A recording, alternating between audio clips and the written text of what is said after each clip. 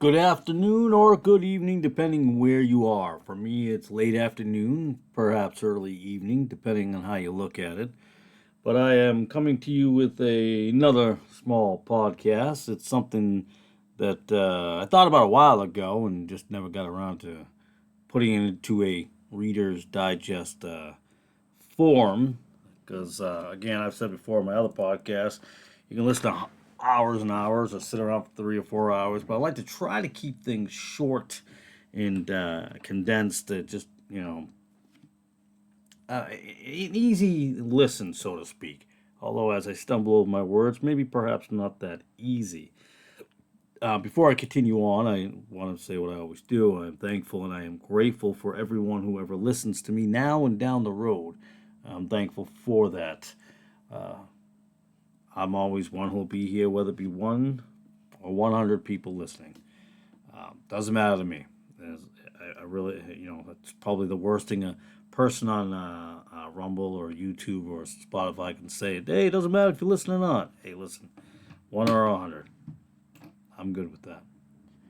But I wanted to talk a little bit about and we talked about the Lollards previously, and we talked about the martyrs, and so I want to talk a little about the Medici family and why does that matter? Because we're going to get into Roman Catholicism and so forth. But I think all these things that are things that we overlook and don't realize how interconnected they actually are. A tapestry, so to speak. With that being said, we'll start with talking about the Medici family. They were one of the most powerful and influential families in Renaissance Italy. They are often remembered for their immense contributions to art, culture, and politics. However, their rise to power and their rule were not without corruption and controversy. The Medici family's influence began in the 15th century with Giovanni de' Medici, who established the family's banking empire. Gotta love banking empires. His son, Cosimo, expanded this power and became the de facto ruler of Florence, wielding significant influence behind the scenes. The Medici wealth and political connections enabled them to gain control over the city and its institutions, including the banking system and the political system and the religious system, i.e., the Roman Catholic Church. The Medici family's control over Florence involved extensive political maneuvering and manipulation. They used their wealth to buy influence, support friendly candidates, and undermine their enemies. This often included bribery and using their financial power to sway elections and decisions in their favor. We have that today here in America when we talk about the current administration, former administrations, George Soros, and the like. Heck, George Soros turned on his own people to save his own butt. While the family is credited with supporting some of the greatest artists and intellectuals of the Renaissance time period, such as Leonardo da Vinci, Michelangelo, and Galileo, they also used those connections to consolidate their power. They funded projects and commissions that helped to legitimize their rule and display their rather large grandeur, and helped to maintain their grip on power. But over time, the Medici family's hold on power weakened. Corruption and the scandals that followed weakened their political influence, because after a while they'll eat themselves. By the late 16th century, the family's power waned, leading to the eventual decline of their dynasty. Their final years saw a series of misfortunes, including poor leadership and economic difficulties, which led to the family's loss of control over most, if not all, of Florence. The family story, however, is a complex blend of patronage, politics, corruption, and religion. While their legacy in art, culture, and the Roman Catholic religion remains significant to this day, their political strategies and manipulations reveal the darker side of their influence. which you can probably still feel today in other avenues. The family's relationship with the papacy, however, was both influential and complex, reflecting their significant role in Italian politics and their strategic use of religious authority to bolster their power. Even Benito Mussolini was fine with the Roman Catholic Church, and they were fine with him, for the most part. The family produced several popes, which greatly enhanced their influence across Europe. Men like Pope Leo X, who ruled from 1513 to 1521. The Pope, his real name being Giovanni, was elected Pope in 1513, largely due to his family's power and wealth. Again, power and wealth that has always ruled the church. Well, the Roman Catholic Church. His papacy was marked by lavish spending. How about that? And the continuation of Renaissance patronage. His lavish lifestyle and the sale of indulgences contributed to the growing discontent that led to the Protestant Reformation. Pope Clement VII ruled from 1523 to 1534. He was a cousin of Leo X, and he became pope in 1523. His papacy was marked by the sack of Rome in 1527 and the complex politics of that time, including the Medici's family's struggles to maintain their control over Florence.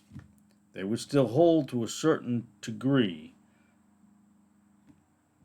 but it would wane. But their influence, as I said before, would remain. The Medici family used their papal connections to strengthen their political power. For instance, by placing family members in key ecclesiastical positions, the Medici could forge important political alliances across Europe. These connections were crucial for maintaining and expanding their influence. The Medici popes often supported the family's control over Florence, helping to stabilize and legitimize their rule. For example, Pope Leo X granted support to the family's return to power in Florence after they had been temporarily ousted. The Medici papacy continued the family's tradition of supporting, commissioning significant artistic and architectural projects. Both Pope Leo X and both Clement VII supported artists like Raphael and Michelangelo, further solidifying the Medici's legacy in Renaissance art and culture. But the Medici's involvement with the papacy was not without controversy. Pope Leo X, as I mentioned before, had sale of indulgence and his extravagant lifestyle contributed not only to the criticism, but also fueled the Protestant Reformation. His papacy is often remembered for its role in exasperating tensions between the Catholic Church and reformers like Martin Luther. Pope Clement VII's tenure was marked by a sack of Rome, as I mentioned before, by Charles V's forces, which was a severe blow to the papal authority and was partly due to the complex political alliances involved in the Medici. You make so many alliances, you forget who you're lying to and who you're double-crossing, and it kind of comes back to get you. Although the Medici's papal connections played a significant role in shaping Renaissance politics and culture, their ability to influence the church allowed them to reinforce their control over Florence and much of Italy, and enhance their status even across Europe. However, their involvement also exposed them to many criticisms and much controversy, reflecting the conflicts and challenges of that period of their lives. The Medici family's relationship with the papacy was a crucial element of their strategy for maintaining and expanding their influence. Their success and placing family members in those high ecclesiastical positions exemplified the political acumen while also demonstrating the crossroads of power, religion, and culture in Renaissance Italy.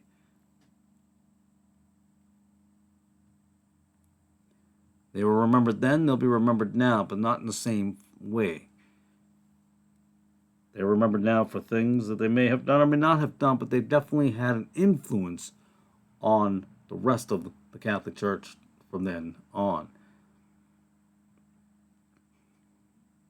Yes, they had feuds and scandals, internal family issues, like all do. But as I said before, over time, the family would lose its power, their hold on power, and corruption and scandals that would follow would weaken their political influence. And as I said before, by the late 16th century, the family's power was almost nothing. And their dynasty became, to some, nothing, even though they still made it back in shadows, behind the scenes of behind the scenes. Like I said before, the Medici family produced several popes. We already talked about Pope Leo X and Pope Clement VII and their controversies. But there was also, I think I mentioned Pope Leo X, Pope Clement VII, there was Pope Leo IX, Pope Pius IV, and I believe Pope Pius III. Pope Pius IV faced several controversies during his papacy as well. One of them being nepotism. Pope Pius IV was criticized for nepotism as he favored his relatives in church appointments, including elevating his nephew to important positions that he shouldn't have had. But that's family power and politics for you. And there was the Council of Trent. He continued the Council of Trent, which was crucial for the Roman Catholic Church reform to fight against those crazy Bible-believing Christians that stood on the Word of God. Some felt he did not implement its decisions robustly enough. Critics argued that the reforms were not fully or entirely enforced. Of course, his papacy was marked by political alliances, as they often are, and maneuvering that sometimes led to accusations of favoritism, corruption, particularly in the landscape of Italian politics. Of course, why would they not? We still have it today. All the politics goes to the Pope, don't they? All the politicians, kings, prime ministers, whatever title you want to give them.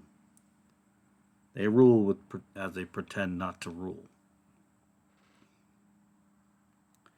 But these things would lead, or were part of, I should say, the persecution of Protestants. Because in that time frame, the Medici Pope time frame, the persecutions of Protestants began shortly after the start of the Protestant Reformation in the early 16th century.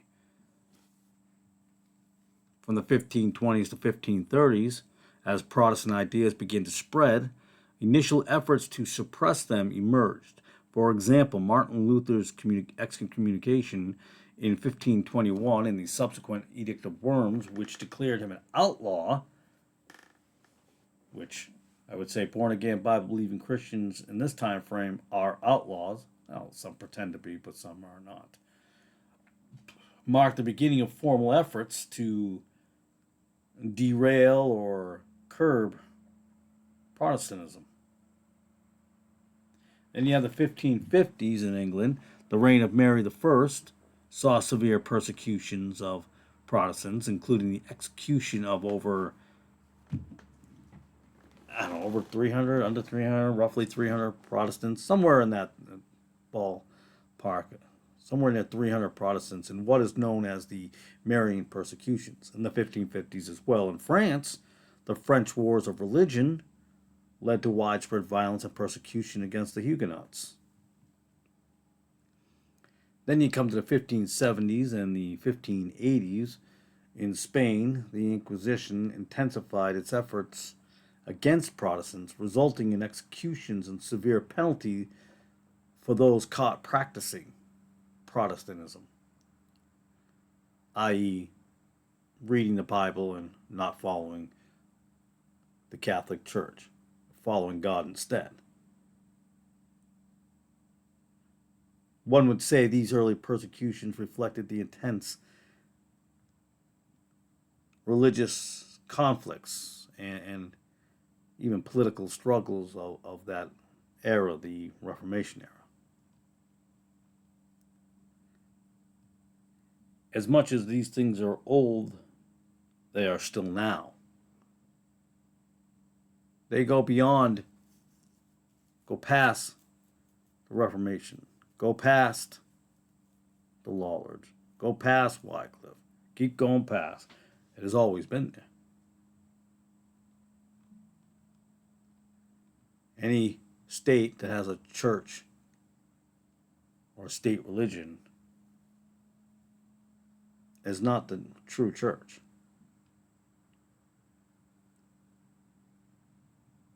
So there you have it. A little bit of the Medici family and their power and the popes and all the corruption that goes with it. Well, as I always say, as I said in the beginning, I'll say at the end now. I appreciate your time as I always do. I am continuously grateful and thankful for the time that you listen. And with that, I say, have a beautiful night or day, wherever you may be when you hear this. God bless.